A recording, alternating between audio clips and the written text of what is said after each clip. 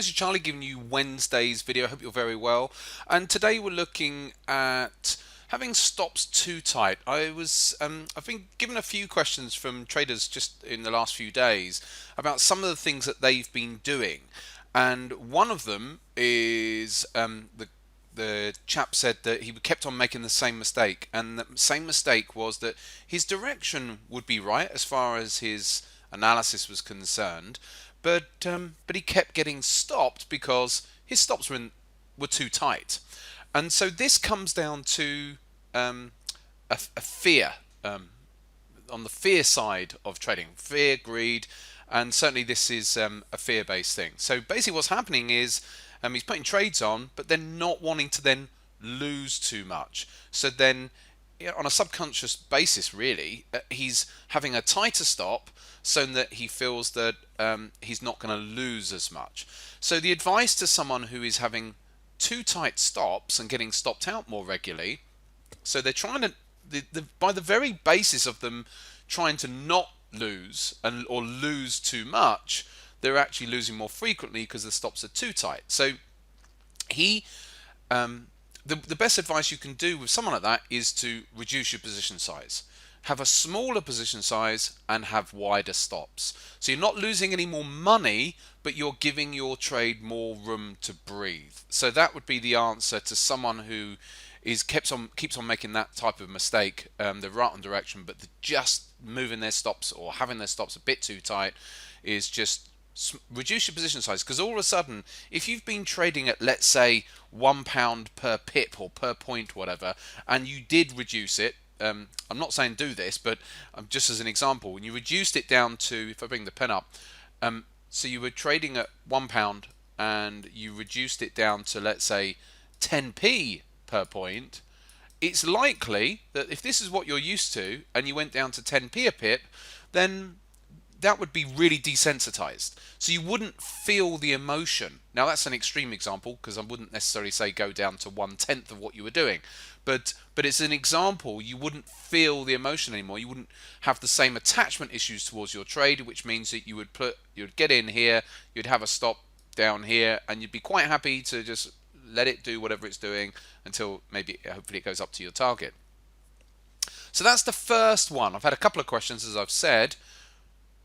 The other one was from a different trader who was talking about they're struggling to pull the trigger on after seeing a setup sometimes. So again, it's a fear-based psychosis, really. So struggling to pull the trigger, it's this desire to be right, and this is what this trader was saying. He had this big desire to be right, didn't want to be wrong, but at the same time, by not pulling the trigger, then you're missing out on some of those potential opportunities. So again, that suggests that there's too much attachment to that very trade, and so downsize the position.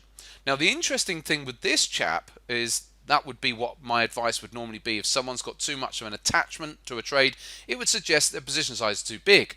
But with this person, their position size was already quite small. It was like 0.3 of 1%. So then what do you do if your position size already is small and you've still got attachment issues, and you still can't pull the trigger on after maybe you've just had a loser or two losers or whatever, and then on that next trade coming along you can't pull the trigger, and then you go and miss out on a nice big winner.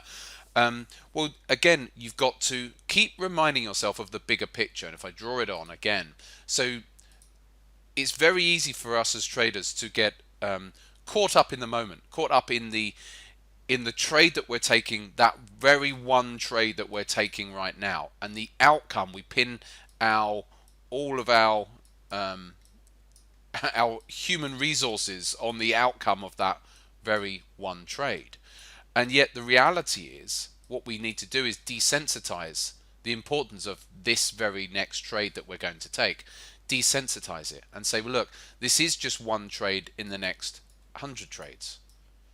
So if it's just one trade in the next 100 trades, and I know that I can't possibly be right out of 100 trades, I know that, let's say, for example, I might be right on 50 of those trades. It might be more, but let's just go with 50. So if you're going to be right on 50 50 trades, that means you've got to expect to have 50 losers. But it doesn't matter, does it? We know the probabilities. You're trading with a given risk to reward ratio, and that if your risk reward, if you've got 50, if you've got a 50% win rate, and you've got a given risk reward, a positive risk reward, then you're going to be making money. So don't place the same attachment onto the outcome of that next trade that you're about to take. Desensitize it. Remind yourself it's just one trade over the next 100. Measure your success on the outcome of 100 trades, not the outcome of one trade. And that'll help you to say, oh, actually, yeah, I do just need to take this trade. And actually, if I don't take this trade, then it's going to mess up my results, because if it does become a winner, then all that happens is that doesn't get logged, and yet it's messing up my results as a result. So, and in fact, if you find that you're going through or you have been through a period like that, it's worthwhile, if you can remember them just over the last few weeks, say, okay, how many trades did I not take? Did I miss out through my fear? Go back over them and say, oh yeah, that one would have been a winner, that one would have been a winner.